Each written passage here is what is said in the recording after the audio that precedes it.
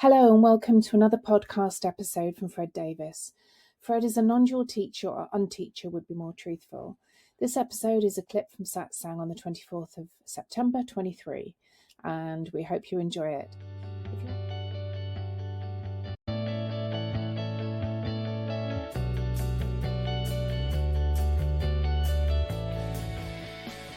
It's impossible for the mind, even good big minds like your mind, it's impossible to grasp this. It can't, the finite cannot grasp the infinite. It just simply cannot happen.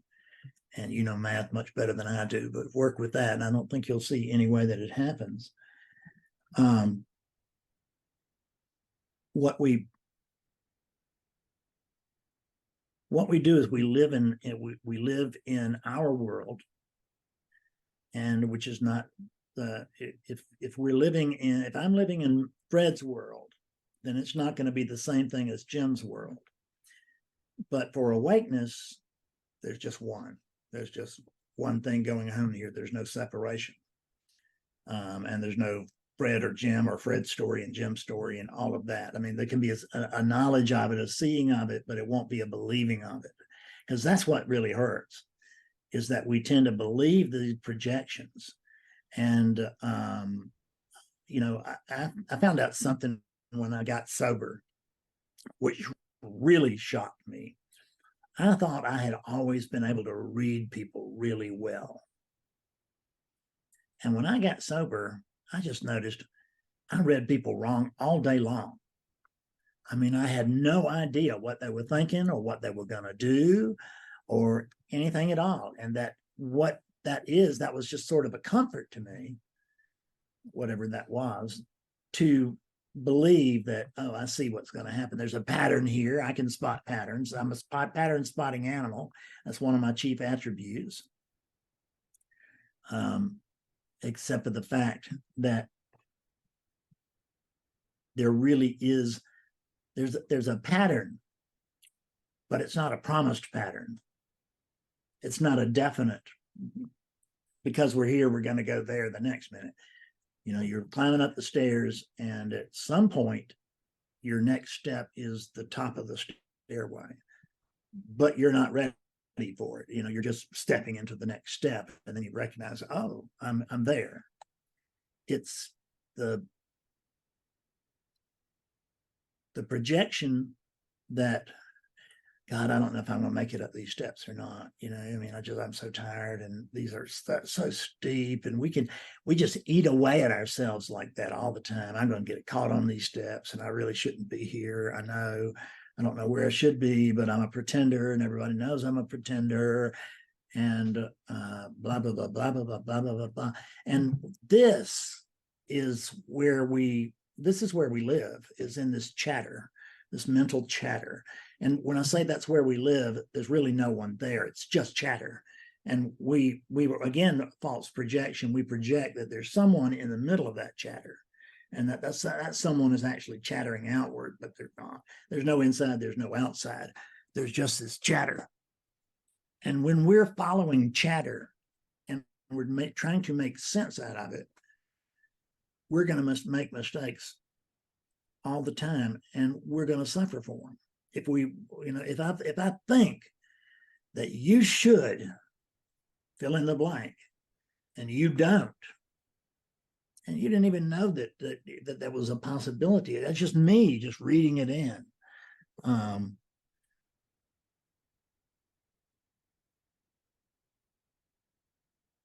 there's going to be constant disappointment, and that's what we live with. Is there's constant disappointment with this, because yeah, this may be it, but it's just not enough. And it's not enough for who? The man in the raft. The man in the raft is never going to be enough, because if that boat had picked you up, they would have treated you poorly. And you would have noticed the food on this ship is no good. How do I get off this shit? So it's just a constant quarrel. We're in a constant quarrel with what is. And the simple recognition of that is very powerful. just like you've just noticed. Wow, nothing's as I thought. And that's the critical place that we have to hit before we can recognize things as they really are on a consistent basis. I mean, we know you've had spiritual experiences and this and that and the other, but on a we're into a, I'm just going to say a condition. It's not a good word, but I don't know a good word. But whatever this is, it's not a state. So we are trying to get to some state where things are a certain way. And enlightenment is not a state. And enlightenment really is the absence of a state, because we're always in a state. We're in a state of hypnosis from the time we're 2 years old on, just roughly, maybe 18 months. But certainly from 2 years on, we're just in hypnosis. We're under, it's divine hypnosis. And the divine hypnosis says that this is the center and you are my bit players. This is the movie. You are the, and you are just the support staff. And Betsy had a dream last night. Most bizarre thing I ever heard. But it's still, she was still in it. She was still the featured character. And that's what it will do, is that it will make us the featured character in every scene. And we're just not the featured character in many scenes at all, if any. Then if we are the featured character, that's just a character. It's not true. So the belief in the character is where it really starts, because then the character has experiences. Awakeness is experiencing itself, ing, add ing to everything. And awakeness is lifing and talking and listening and driving and sweeping. And what we're trying to do is we're trying to connect all these dots so that we can make a consistent story, so that I can have a purpose in my life and I can have a reason for everything. But I'm not saying there's not a reason for everything, but I can't find it. I mean, I can sometimes see that, okay, it rained, thank goodness we needed it, but it didn't rain because we needed it. It just rained because it was time to rain. And me sitting out there, please God, rain in my yard. And my neighbors across the street going, please God, no more rain. I just can't take it anymore. And what's God to do? It can't, so what happens is what happens. It's not directed. And what we have to learn to do is just to move with this thing piecemeal. In other words, there is a big wide picture here, but we can't grasp it because it's not that we're a limited being. We're not. We are awakeness itself, and we're unlimited. But the viewpoint coming through one of these units is very limited. And that will be as wide as awakeness can see until it is genuinely awake to what is. And then it can begin to see, wow, God, that's the most distorted thing I could ever imagine, which is of a Fred-centric world. And because, see, the thing is it may be a Fred-centric world, but you don't know that. You're pretty sure it's a Jim-centric world. And so the willingness to just go with the next thing, with the next step. In AA, they used to always talk about the next right step, and I never understood that. I mean, I just took the next step. That's all I could do. I didn't have choices to differentiate. Well, this is right, this is wrong, this is okay. The next step is taken, would be a better way to put it. The next step is taken, but it's not taken by Jim or Fred. It's just part of what's happening. And whatever situation that is, I can resist it. I don't change the situation whatsoever. but I change the unit's experience, I will suffer. Whereas if I can see, oh, I see. So there's not supposed to be any electricity today. And I was thinking that there was supposed to be. And so I had it all wrong. And the willingness to go after our viewpoint instead of when I say our viewpoint, from the neutral viewpoint, from awakeness's viewpoint, which awakeness has no viewpoint, it's just neutral. So it's not like this is good and that's bad. But resisting what is you could have an equal sign there, suffering. Acceptance of what is, it may not make everything terrific. And you may not be able to actually even do it because we don't know who there is over there that could possibly accept this. There's no separate thing over there, but it will look like it and it will feel like it. And so what we do is we have to develop the willingness to be moved as the wind blows. Wind is blowing this way. This must be the way we're supposed to go. Now see it's moving back this way. It was supposed to go that way because it did, but now it's going this way. It means that this way is right. And just not being resistant to the forces of change. You've never actually changed. It's the circumstances here. The dream is the content of the dream is always changing. But the dreamer never changes. It makes it sound like there's somebody or some entity that's dreaming. And I frankly, and when we get to that point, I don't even know what I mean because I can't find any dreamer or entity. But that's what I can really report. In all honesty, I can't really report there isn't one. I could just tell you that there isn't one as far as this unit can tell. I don't know if that's helpful at all, but it's one viewpoint of what is very, very unlikely to ever come into full agreement. It's not actually about Jim's acceptance and Jim's approval. It's recognition that there's apparently one thing going on here, and that really, if we break it down, if we can get to the end of the day, what we'll find out that the one thing that's going on here is love. And it takes all sorts of twisted forms. And we will not understand it, because you can't look at Ukraine and see the love that is Putin's motivation. And it's not. But it's not about, there's no Vladimir Putin either. There's just a viewpoint there. It's twisted. But it's just a viewpoint. There's no Vladimir Putin. There's no one for me to resent or reject or to welcome.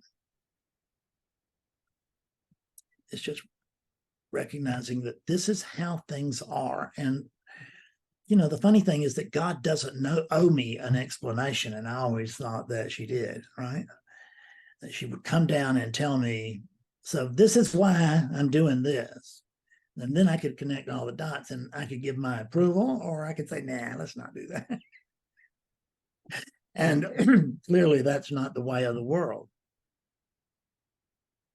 So it's awakeness that will accept that it itself is unconditional love. And that what this unconditional love is in love with is the only thing there is, which is itself, which is love. Love loves love. And we want to make sense out of that, but there's no making sense out of this. I've never made any sense out of this. And it's a big disappointment if you've come here for, to get the answer guy, tell me the secret of the universe. And what I have to do is confess to you that I know even less here than I did when I got here 40 years ago. But what's left that I do know, I'm trying to dump that if I can. Because the less I know, the better off I am. Because anything that I know from a position. And the real position is just notice that we have never been asked to change. We have always ask the world to change, but we've never really been asked to change. And, we never got the handwriting on the wall. And change happens, but it doesn't happen to anybody, and it doesn't happen because of anybody. It just, change happens. And that's the content of the dream. And I'm so concerned about the content of the dream that I just don't spend any time looking for who's the dreamer here, or is there a dreamer? Because you drop out the bottom of either one of those, and suddenly it's that you find out that there is no way that the world is supposed to be. Everybody in this room is smart. It's a matter of degree. There's somebody who's got the highest IQ or whatever, and someone who's the most developed in life overall, whatever. But there's, in this,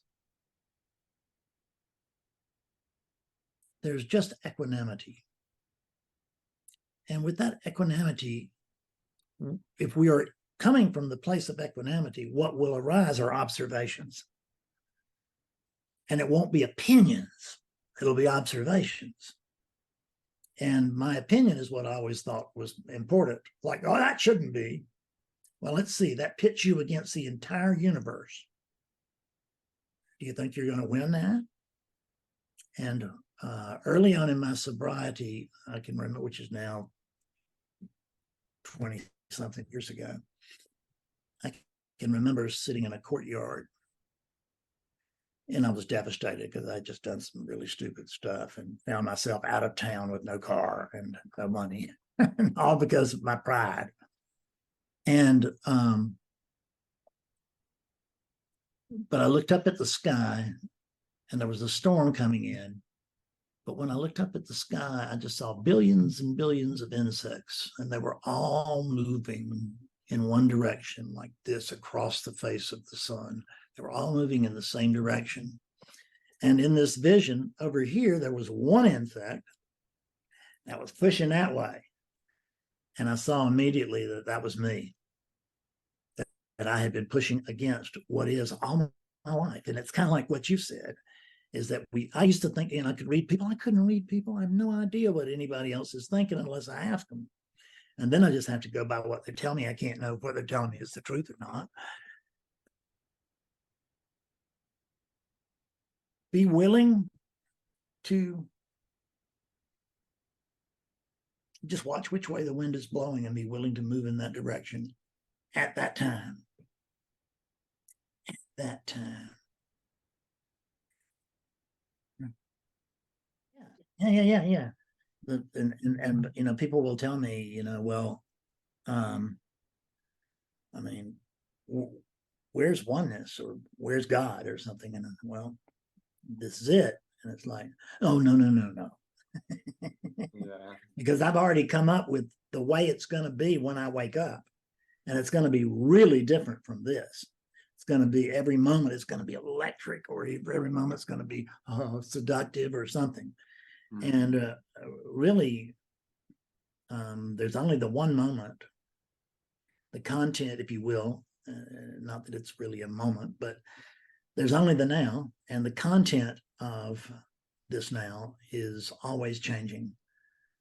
But the now that gives it apparent life, and actually that takes the apparent life away,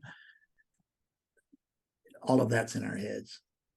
It's not, because we give motivation to everything, and there's no why, and there's no because of. It feels like it. It looks like it. It looks like that.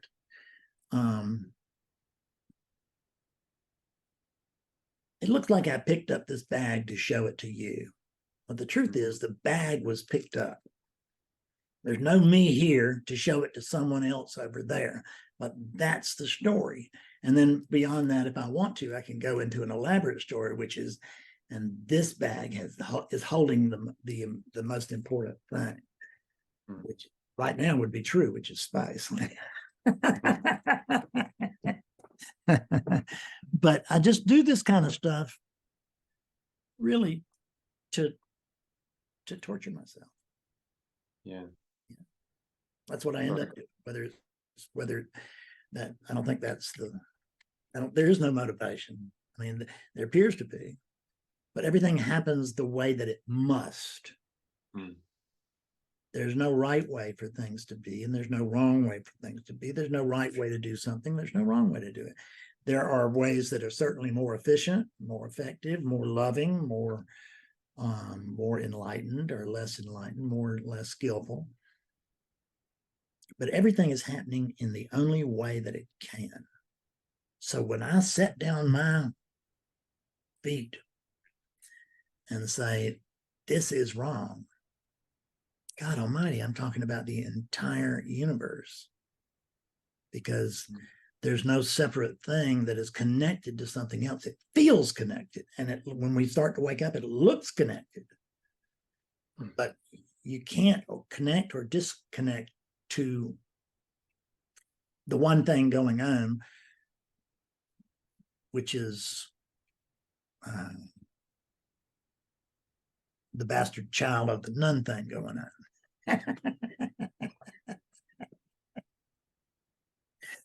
Because there's not really anything happening here. But we will experience it, and we don't want to ignore it, because this is our experience. Why would we want to ignore experience? This is what it's all about. This is what so-called duality is all about, is experiencing. Awakeness is experiencing itself objectively, and it experiences itself as a Fred, experiences itself as Alexander, and it experiences itself as trees and bees and sun and fun, and that's what it's all about. Not that, I mean, experiencing is not necessary, but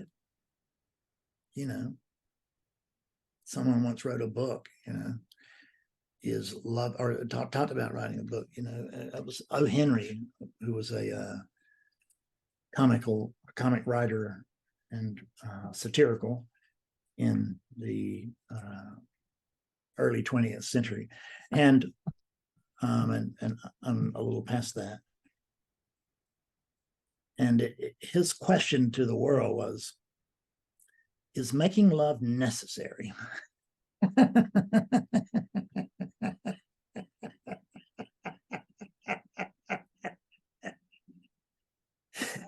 And who cares, right? And but seekers care. It's all connected. So where's this? What is this thing's job? And just be willing to go with what's showing up, because what's showing up will probably be different than your idea of what's showing up. Yes, it is freedom. Yeah, it's the freedom. I don't have to do non-duality right. No, what we want to do is we want to get rid of what we already found out, because it wasn't true.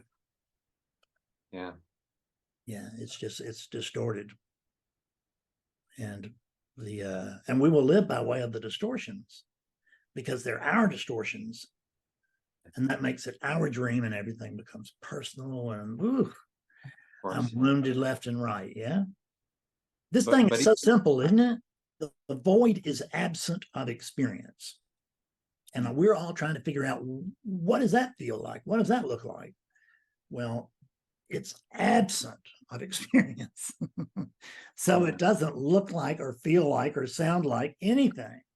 It's the absence of experience. Therefore, this is the rich, just the rich treasure that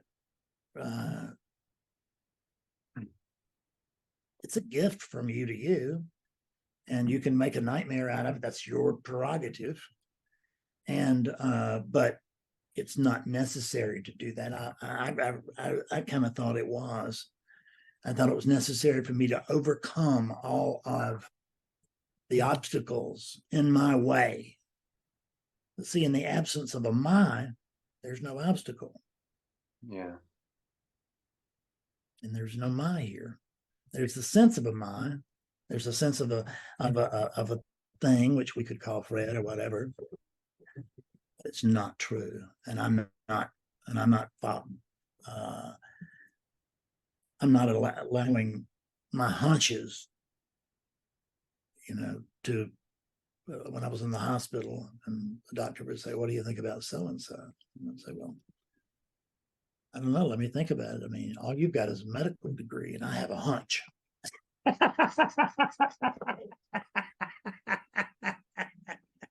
Yeah, and my hunches override everything. But not any. They did used to, but they don't anymore. The relative experiencing this morning, I don't even remember what, but there was something where attention was caught looking at, I don't know, a thought or an emotion or something that rose up here. I think it was a thought. And then there was the immediate recognition that it's not your thought. That's somebody's, that's just something that's happening. I don't actually have to take a position on it.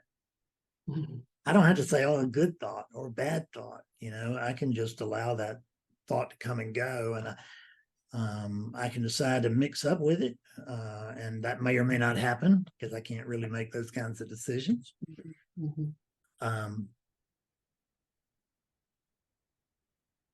But I think just if we, you're talking about the lostness of it, and there's a weed that grows in the yard, develops a yellow flower. I can't think of it, and it's and it has these little puff balls that it. Mm-hmm. And a big thing I remember about it was that years ago I found out that the leaves were edible. But let me just tell you something. If you run across that, you better be hungry. Because I was not hungry enough and I couldn't eat them. Yeah. I was going to live off the land of my front yard, whatever. Nature boy. And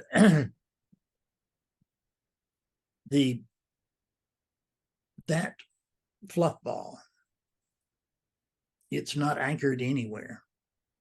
Mm-hmm. And but when I see them, I don't think, oh, that poor aimless bastard. It's just free. It's just free. It's not. Yeah. And that's what we're really going for, is the recognition that we're already free. Yeah. We don't need to reach freedom. We just need to recognize that. As long as there is a sense of an I, there will always be a struggle. And that's the nature of the belief in an I. Is that because I is always the separate one, and I'm pretending like I'm the one that's always right, but I'm suspecting I might be the one that's always wrong. Oh yeah, it sort of feels like that, and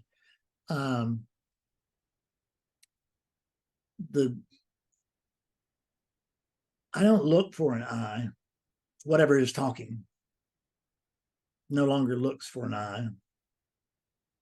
It's exhausted. Any curiosity or anything about that is at a much lower level than the fatigue and frustration experienced from chasing that. It's because it's another variation of trying to understand this. Yes. And the freedom from this can only come after there's the recognition that there is no understanding it, because there's no one there to put it all together, and you don't have to put it all together. It's already together, hence the name oneness. Simple. Yeah, it's too simple. It's just too simple. And truly, that's it, is that this is the only place that I can think of where, I'm sure there must be some other places, but the only place I can think of where intelligence is not necessarily a boon. Yeah. Right? Because we're looking for the intelligent, understandable, logical heart of this. And There ain't one that I have ever, that's ever been discovered here. I shall put it in the vaguer terms. So it's letting go of the need to understand, because that's just egoic. Yeah. How does this all work? Did you want to, that goes back to the story where, well, there's a guy that's been shot by a stranger, and a stranger shoots another guy with an arrow, and it's a poison arrow, and somebody comes up to pull the arrow out, and the guy with, oh yeah, so but it's shot with an arrow, and somebody comes up to pull the arrow out and save his life, and he goes, wait just a minute. Before you pull that arrow out, I'd like to know who it was that shot it. Right? And they find out who, and it comes back and say, well, it was Bob. And it, well, now I'd like to know why Bob did it. Yeah. And how Bob did it. And what was Bob thinking when Bob did that? And because he just dies from the poison, right? Because he was more interested in satisfying his curiosity than he was of living freely, period, but freely, away from poison. And that's what we do. Yeah. We just keep asking our questions so that we can understand non-duality, not recognizing that the whole time that we're doing that, non-duality itself is asking non-duality itself, how do you think this works, bud? I mean,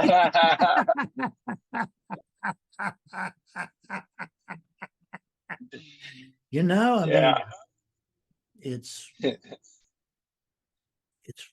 just not, that's not what we come to see. It's so giving up understanding, giving up on putting this all together, giving up on learning what this is all about so that I can then share it in my new book. Because best you can do is point. And most of the pointing is going to be, even if it's put very clearly, it will be misunderstood, but only by 180 degrees. It will be exactly the opposite of what the mind has come up with. The quicker that we abandon all these things, abandon all hope, ye who enter here, right? And just abandon all abandoners. Yeah. Right. And just awesome. let this reign. Thank you. Yeah. So to the newcomers, let me just tell you that almost everybody in this room is awake, and we welcome you whether you are or not. It's not a requirement. It's just what happens if you hang around here for a while. And I just noticed that seems to be the pattern. And because the living method, which you may have heard about, but the living method is it's really not a method. It's a structure in the sense that first there is what we do here is, rather than try to train you and get you to practice and all this stuff, so that one day, someday down the road, when we're out of sight, you're going to come to the big awakening that you've heard about and you deserve. And that's just not true. So what we do is we wake you up first, which takes the mystery out of a lot of things. And and the beauty of it is that it shuts so many questions down. It's just the stop for so many questions. And then there is the clearing up of what's been seen. There's which by that doesn't mean there's somebody here to achieve that. It means that awakeness through this lump of conditioning is coming to see its own truth more and more clearly, which means simply that there's less and less experience of Fredness. So it's not like Fred will ever get a handle on this. there's no Fred. And getting a handle on that is what we want to, if we could get a handle on that, that's what we would want to do. There is something that happens here that is below all the language that we're so hotly trying to understand. And it's simply, and it's just resonation. As awakeness is resonating with itself in this room, and it's either doing it consciously or unconsciously, or some sort of mixture. But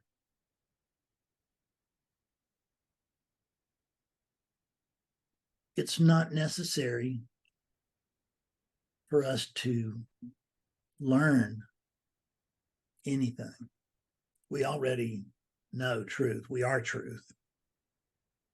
But in order for us to experience that truth, we had to unlearn much of what we already think we know. And that's difficult because ego doesn't want to give up its possessions. It's what makes it different. It's what makes the ego different, makes the ego the star. The ego has a really good idea about blah, blah, blah, blah. No. So it's just the recognition, oh, I'm looking for something. And it's the looking that counts. That looking is not being done by anybody. It's just a process that's happening. There's not my looking, and it's not my looking because of you or before you or any of that. It's just looking. Who's the looker? You'll have to get a better teacher than this one if you want to understand that. But I'm going to recommend that you don't come to understand that. Yeah. Be lost. Be just like I am. Be lost. Don't go for the answers, the secrets of the universe.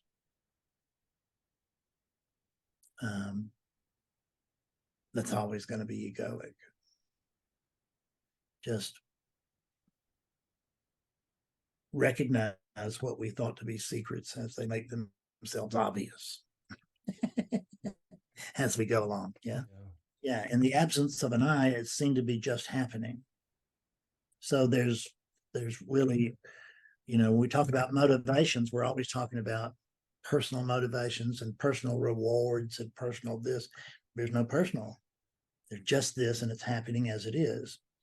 And it's not the thing that's just outside of this unit. It's the thing in which this unit appears. There is, what there is there, there's void, and then there are appearances within void. But I'll go right back to saying, how much do appearances weigh? Not much. Yeah, no, right. It's just thought. There's this, and there's and this is actually all there is. But thought is trying to make this more, or bigger, better, more. That's what these units want, and they want to be. These units want to be satisfied, but because it's a unit, it can't be, right? As long as it's thought that it's a unit, there can be no satisfaction for that unit. It just can't. There's no satisfaction here for individuals. It can't happen. The satisfaction is the recognition that there are no individuals and there are no alternatives or comparisons to this.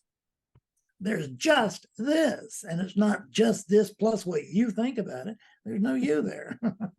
There's a sense of you, there's a development of you, there's a feeling of a center, but that's just feelings and thoughts, right? We come to rely on thought, we're in serious trouble. That's one of the reasons we come here. Trying to get to where we're not so dependent upon thought. It just we can trust what's happening now, and there's no one there that can trust it. It's just trust. There's just trust. There's peace here with this, but no, there are no buts. Get your butts out of here, right? Mm. It's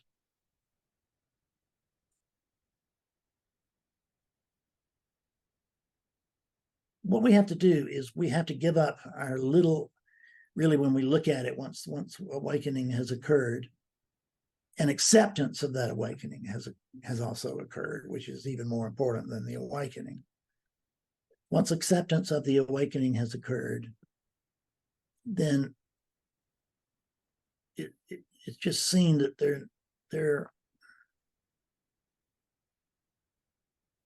the questions any questions that remain is just egoic curiosity. Is something. It's just that question is just to keep the character alive, right? Mm. And it's not really. There is no character, so you can't keep it alive. But you give it the semblance of life because it's asking questions. It's still quarreling with God.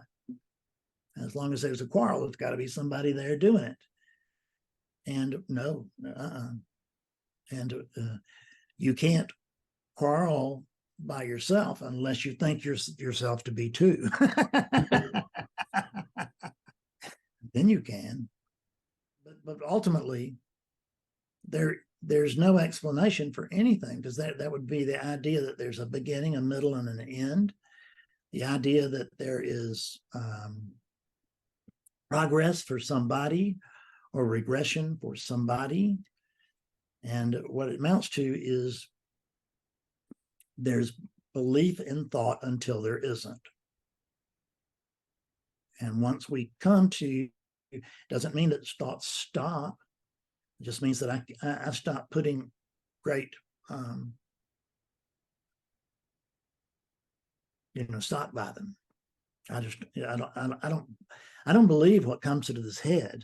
When I say I, what do I mean? Well, I mean awakeness. Is that I, awakeness, don't need to believe what this unit's processing.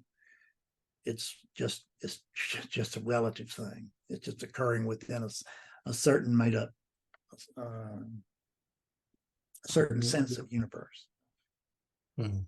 And I don't care whether the Keithness understands anything. I can hear myself. Mm. Always hear myself. I can spot myself usually, and I can always hear myself. And what I notice is that over there I'm wearing a blue shirt, and over here I'm wearing a black shirt, and that's about the only differences. Yeah. Mm. That's some more of that. That's the way here. What I notice is that this seems to be powerful enough that via Zoom, I have been through I awakeness through this unit have been waking up people for 11 years on the internet, and that probably a couple of thousand people came to see that's enough. And for a few people, no teaching is going to wake everybody up. Most teachings don't wake anybody up. They just talk about, we're gonna, and you will, and all this and that. This teaching actually actively goes, and you have to be interested. It's not something that I can do to people. It's just something I can do with people if people are motivated enough. And because you don't get to take this with you. I mean, you don't get, as what Jim was talking about, you don't get to take all your beliefs and everything with you and then find out where all of that fits in with this new thing over here. The new thing is the old thing. It's the only thing. So the idea of I should have a closer thing, it comes back to the idea of separation. Mm-hmm. Mm-hmm. I can't be closer to myself than I am right now. Right. And I'm talking to myself. I'm not, right? I'm just not talking to an individual. Right. I can't find any individuals. I can notice that there are apparent individuals, and I can notice that I can, hook, line, and sinker from time to time. Right. But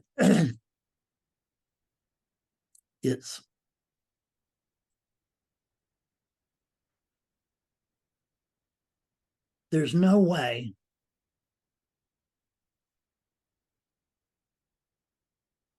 to get clearer than clear. It may take a little less effort if you're with me personally. I've woken up a lot of people face to face. I used to do it, but I don't do it anymore. I haven't done it in years and years because it just was unnecessary. And it's such an inefficient use of my time. I got to, go on the road and do what all the other teachers do. And I just sit here and everybody, the people that I talk to come to me. And it's so much better because there's a recognition of something more is needed or you would never come here. So to come here and then suggest that there isn't anything more needed is ridiculous. So there's a recognition there. Right. And so that is the telling tale right there, is when you're able to recognize that whatever it is that I'm doing is just not enough. And it's not like I got to have more, bigger, better, more. It's not that kind of pull. It's not even because it's not an individual pull. It's awakeness pulling itself. And awakeness, it can't be, you wouldn't be in this room, I don't think. I can't be sure of anything, but I don't think you'd be in this room if awakeness did not want to know itself through that unit. Because you got to go through some trouble usually to end up in this room. You may have had to go through 20 years of seeking or 30 or 40 years of seeking or whatever. And I went through 24 years before I wound up here. Yeah.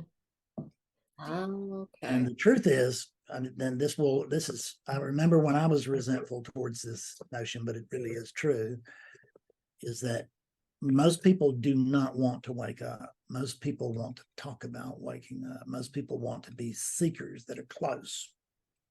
How close are you? Very close, very close. When do you think you'll wake up? Very soon. Nobody ever woke up soon. Yeah. It's here or nowhere, now or never. So the recognition that I can't use the future and a story of future to put off acknowledging the truth, that's all we have to do. It's just awakeness is in denial. Yeah. Through that unit, and for it to just open to the truth and then not fight what's been seen. Because ego is perfectly happy to just wipe away. It's done it with many people. Is that I can remember when the phenomena first hit, and it doesn't really hit much anymore because I don't wake people up the same way I used to. And this has more staying power as a rule. And I don't think, it seems to me that if you don't go and you don't follow it up rigorously and all that you will just fall back into the dream. That's because that's the way it would have been with me.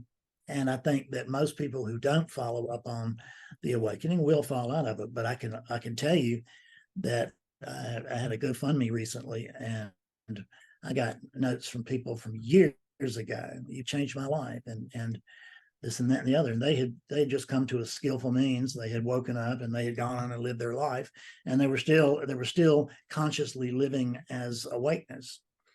So there's no pegging it. But as a teacher, what I want to do is I want to present that which wakes up if you will, it wakes up is a misnomer, but just for the sake of languaging, that it wakes up most people most of the time, most people most of the time. And it turns out that I know that I've heard that there are that methods don't work. Methods don't work. But I hear that from people who are actively engaged in a method. And it may be called Buddhism or Christianity or whatever. Or, it might be called sun worship, or I don't know what it is, but it's, methods don't work is crazy. That's the only thing that works. If there's not a concerted, well, there's always those who wake up just by magic. I mean, is what it seems like. They just wake up spontaneously. I appeared to wake up spontaneously, but I noticed it was only after 24 years of trying. Yeah. Looked like there was nothing to it. And Yeah. so the willingness to stop believing, not really stop putting all the stock in my thoughts, that these are, number one, we can quit claiming they're ours because they're not. They're just thoughts. And there's no one home here. It looks like there is, sounds like there is, everybody thinks there is, but there's not. There's no one home here. This is a walking cadaver through which awakeness is speaking. Take away the sense of being, and this thing will collapse. Right? It's not a self-supporting system, given that there's no self.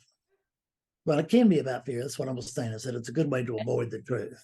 Yeah. And there were times when I was like that too. And you can go into meditation and you can fall asleep just because you're a human being and you've got your eyes closed. And the older I get, the easier it is to fall asleep wherever I am. And but usually I think most often for people who are really on the path and then they come to a satsang like this and they go to sleep, I just think that's pure avoidance.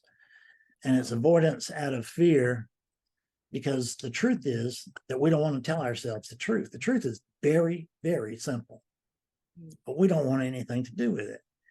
What we want is, we want to wake up Donna and Fred.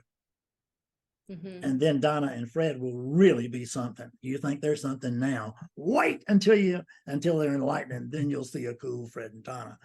And I'm not throwing stones at anybody. I went through that exact thing myself. Mm-hmm. I actually I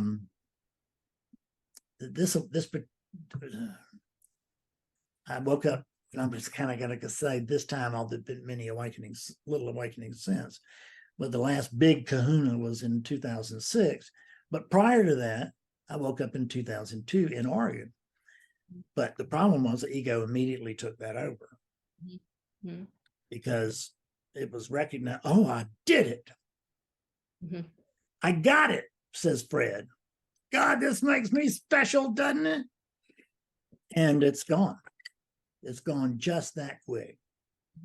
I want to grab hold of this thing. How do I stay here? How do I keep this? And it's, well,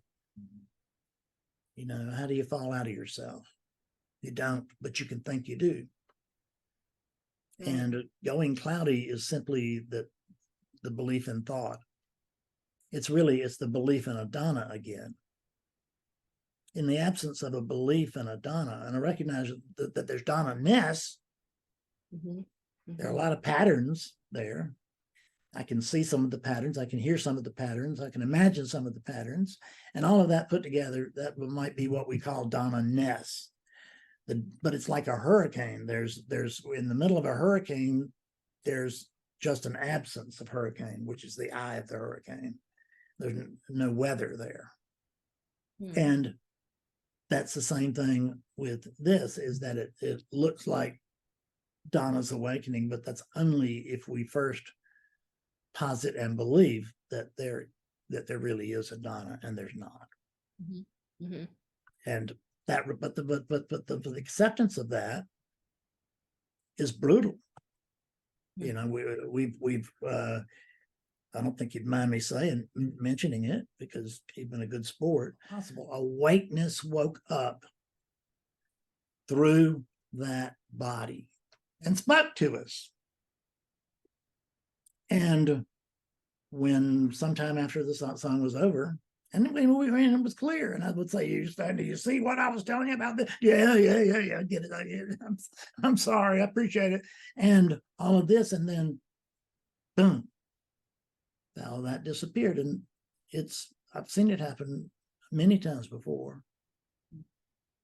it's enlightenment is about right now. We always thought, or I always thought, and I'm pretty sure I was always taught, that it was an event that would happen to somebody, after which there would be no more confusion, no more seeking, no more believing thought, no more da-da-da. But that's assuming there's a Fred here who finally got it. And there isn't a Fred here. There are patterns, and these patterns spot themselves all along. And there was continued seeking after truth was seen here. And you hear that the truth will set you free. Well, not in my experience. Is it sets you up to be free? That is true. But it's not like you go from a dull state to an estate like Ramana Maharshi or something, overnight. Well, that was a good buzz. And humility is required, and this unit's never been any good at that, so it can't brag on it. Somehow, through desperation, through pain, there came to be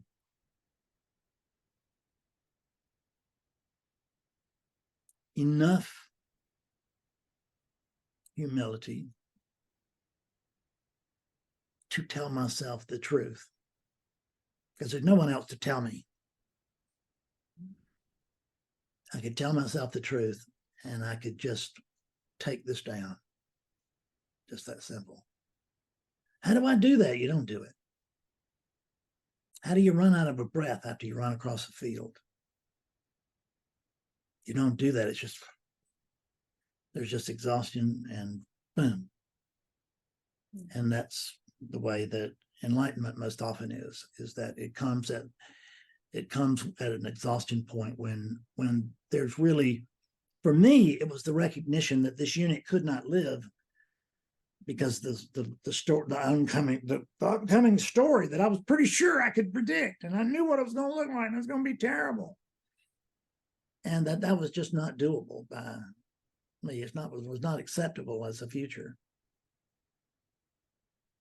And so, but the suicide was the answer, except for the fact I was married to Betsy, and by that time I was head over heels in love. So I loved her more than I hated life. So I just, rather than, because she'd already had somebody she'd already had a business partner shoot himself the year before. I didn't have the right it was clear to me that I didn't have the right to do that to her, because I wouldn't be doing it to her, but she would read it as that. Everybody around me that's close is killing themselves. What does that say about me? So I could not live, but I could not die. That's the reason when I asked Keith, when you stop asking questions, what happens? Right. And there's just, and that's the waking up point, is where there's just the baggage is dropped, the doors fling themselves open, and awakeness claims itself. The unit is the way it's spoken of as the unit claims its birthright, but that's not the way the experience goes. Awakeness is the unborn, so it has no birthrights, but it can be through languaging, it can be construed as such, usually fairly harmlessly. But the odds are, I mean, you just wouldn't be here if there wasn't a sincere desire to wake up.